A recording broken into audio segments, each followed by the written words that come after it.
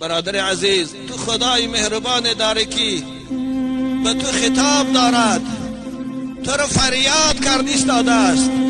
اعوذ بالله من الشیطان الرجیم و توبوا الی الله جمیعا ایها المؤمنون. ای مؤمن گمراه، ای مؤمن فریب خورده، ای مؤمن در دام شیطان افتیده، ای مؤمنی که هوا و هوس و امید تو رو فریب کرده است، بیا پیش من، بیا توبه کن، من توبه تو رو قبول بکنم. الان خدا تو رو خطاب داره، بیا الان بعد از نوار رو تماشا کردم، والله توبه کن. خدایا گناه به جانم جبر کردم، خدایا من دیگر نمازم قضا نمی کنم، خدایا این جسد ناتوان من طاقت عذابی تو ندارد.